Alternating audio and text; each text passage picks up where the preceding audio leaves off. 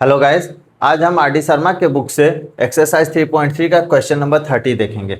इस क्वेश्चन में हमें देखिए क्या कह रहा है कि हमें a pair of linear equation लिखना है। मतलब लीनियर इक्वेशन के हमें दो इक्वेशन लिखने हैं जिसका यूनिक सोल्यूशन हो।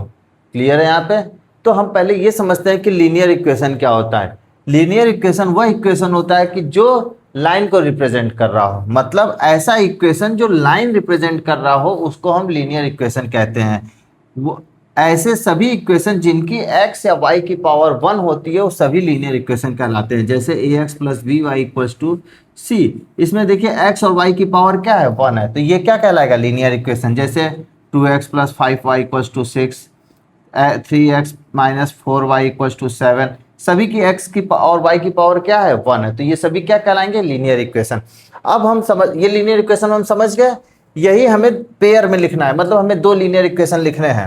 अब हम समझते हैं कि यूनिक सोल्यूशन क्या होता है। यूनिक सोल्यूशन क्या होता है? सोल्यूशन हमारे तीन टाइप्स के होते हैं, यूनिक सोल्यूशन,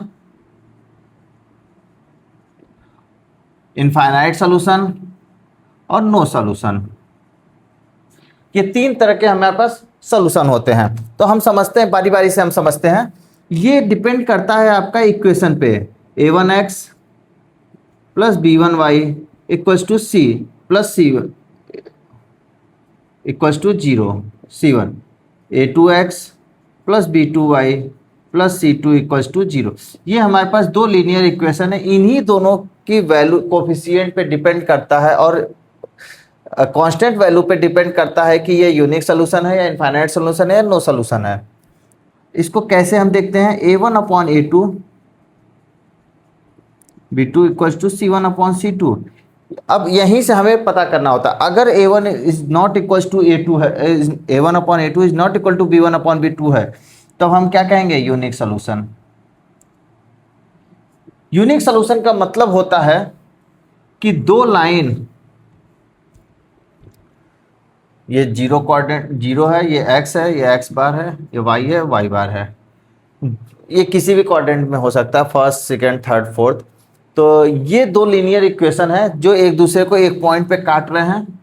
तो यहाँ आप देख रहे हैं दोनों लाइन को एक ऐसा पॉइंट है जो दोनों को सेटिस्फाइड कर रहा है, तो इसी को कहते हैं हम यूनिक सोल्यूशन। मतलब केवल एक सोल्यूशन, यूनिक सोल्यूशन मतलब केवल एक सोल्यूशन, इन दोनों लीनियर इक्वेशन का केवल एक सोल्यूशन होगा। इसी तरह से तब हम C1 अपॉन C2 नहीं चेक करते हैं, केवल हम यहीं से बता देते हैं कि ये यूनिक सोल्यूशन है। आगे हम चेक करने की जरूरत हमें नहीं पड़ती है। यदि ये दोनों बराबर हो गए, यदि ये दोनों बराबर हो गए, तब हम यहाँ पे दो केस आएगा, तब हम देखेंगे C1 अपॉन C2 बराबर है कि नहीं है। अगर बराबर है और अगर बराबर नहीं है, अगर बराबर है तो हम क्या कहेंगे, इनफाइनाइट सोल्यूशन है। और अगर बराबर नहीं है तो कहेंगे हम नो सोल्यूशन है। ग्राफ से समझ लेते हैं किस, अगर बराबर है तो दो, एक लाइन पहला हो गया लीनियर इक्वेशन, उसी के ऊपर दूसरा लाइन हो जाएगा। क्लियर हो गया? आप देख रहे हैं ये हर पॉइंट पे एक दूसरे को सेटिस्फाइड कर रहे हैं। क्लियर है? इसी को हम क्या कहते हैं, इनफाइनाइट सोल्यूशन। नो सोल्यूशन में क्या होता है, पैरेलल लाइन निकल के आती है जो एक दूसरे को कभी भी कहीं भी नहीं कट करते हैं। क्लियर है? तो कहीं, जब कहीं नहीं कट करेंगे तो सोल्यूशन आपका नो सोल्यूशन हो जाएगा। यहां तक क्लियर हो गया? आपको यूनिक सोल्यूशन समझ में आ गया कि यूनिक सोल्यूशन क्या है। अब हम क्वेश्चन की ओर बढ़ते हैं।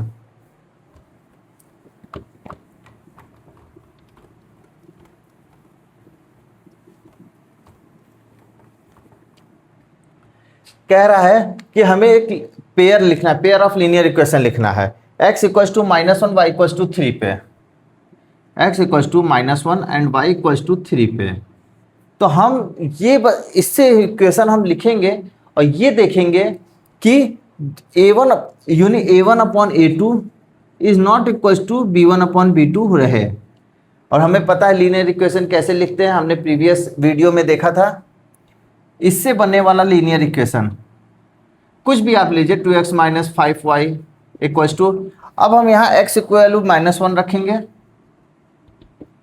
और y की वैल्यू 3 रखेंगे, क्या निकल के आया -2 -15 -17, तो यहाँ पे -17। मतलब यहाँ पे हम x और y का कुछ भी कोफिशिएंट ले सकते हैं, लेकिन यहाँ पे हमें वही रखना पड़ेगा जो ये वैल्यू समझ रहे सेटिस्फाई करेगी। इसी तरह नेक्स्ट कुछ भी लीजिए, 3x + 2y इक्वल्स टू क्या आएगा, देखिए x का मान -1 रखिए प्लस y का मान 3 रखिए, तो -3 + का 6 इक्वल्स टू प्लस का 3, तो यहाँ प्लस का 3 आ जाएगा। क्लियर है? ये हमने दो लीनियर इक्वेशन लिखे। इस तरह से आप इनफाइनाइट लीनियर इक्वेशन लिख सकते हैं। बस आपको करना क्या है कि ये वैल्यू आपको यहाँ से डिसाइड होगी, ये आप अपने से डिसाइड कर सकते हैं। आप कुछ भी ले सकते हैं, -x + 5y ले लीजिए, कुछ भी ले सकते हैं, लेकिन इक्वल्स टू में आप क्या लिखेंगे, ये वैल्यू लिखेंगे। x की वैल्यू -1 रखिए, 5 × 3 तो 1 + 15 इक्वल्स टू 16, तो यहाँ पे क्या लिखा आएगा 16। क्लियर हो रहा है मैं क्या समझाना चाह रहा हूँ, आपको समझ में आ रहा है कि आप ये अपने मन से डिसाइड कर सकते हैं, लेकिन ये अपने मन से डिसाइड नहीं कर सकते। ये कौन डिसाइड करेगा, ये वैल्यू डिसाइड करेगी। जब आप इसमें x की वैल्यू और y की वैल्यू पुट करेंगे, जो वैल्यू आएगी वही आप यहाँ लिखेंगे। क्लियर हो गया? अब यहाँ पे हमसे कहा है कि दो लीनियर इक्वेशन लिखिए, हमने दो लीनियर इक्वेशन लिख दिया। इसमें हमें बस यही देखना है कि a1/a2 is not equal to b1/b2 हो। हमें बस इसी बात का ध्यान देना है। बात क्लियर हो रही है?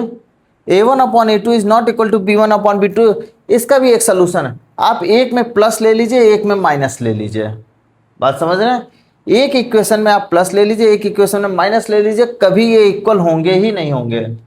क्लियर है? क्योंकि a1/a2 प्लस हो जाएगा, या b1/b2 क्या हो जाएगा आपका माइनस हो जाएगा। जैसे आप लिए हुए हैं कोई भी लीजिए 2x - 4y 2x - 5y equals to minus का 17 हो गया। अब आपका 4x माइनस का प्लस का 10y इक्वल्स टू क्या हो जाएगा आपका, तो 4x, तो आप रखेंगे 4 × -1 प्लस का 10 × 3, तो -4 + 30 इक्वल्स टू हो गया 26, ये 26 आ गया। तो अब आपको लग रहा होगा, देखिए a1/a2 इक्वल्स टू b1/b2 लग रहा है, लेकिन ये बराबर नहीं है। क्यों नहीं बराबर है? क्योंकि आप देख रहे हैं 2/4 इक्वल्स टू -5/10 में है, तो ये 1/2 इक्वल्स टू माइनस का 1/2, ये दोनों बराबर नहीं हो सकते। मतलब आप वैसे तो आप चेक कर लेंगे कि कैसे क्या है, लेकिन अगर ये चीज़ हमें आपको देखना पड़ेगा, तो हम हमेशा यही सजेस्ट करेंगे कि एक को प्लस ले लीजिए, एक को माइनस ले लीजिए, कभी ये इक्वल होंगे ही नहीं होंगे। क्लियर है? तो हमें पेयर बनाना आ गया, लीनियर इक्वेशन बनाना आ गया। कैसे लीनियर इक्वेशन बनाते हैं, किसी भी पॉइंट से। और हम जब इस तरह का क्वेश्चन पूछेगा कि आप एक पेयर लीनियर इक्वेशन का एक पेयर लिखिए, तो हमें बस इसी में यही ध्यान देना है कि a1/a2 is not equal to b1/b2 हो, क्योंकि अगर ये बराबर हो गया तो यूनिक सोल्यूशन नहीं होगा। क्लियर है यहाँ तक? अब नेक्स्ट में पूछ रहा है how many such pairs can you right, इस तरह के आप कितने पेयर्स लिख सकते हैं। तो अभी हमने बात किया क्या कि कितने भी लिख सकते हैं, इनफाइनाइट लिख सकते हैं। बस हमें ये वैल्यू डिपेंड करेगी किस पे, इस पे, और ये वैल्यू हम अपने मन से कुछ भी डिसाइड करके लिख सकते हैं। तो इसका आंसर क्या होगा, आंसर होगा वी कैन राइट इनफाइनाइटली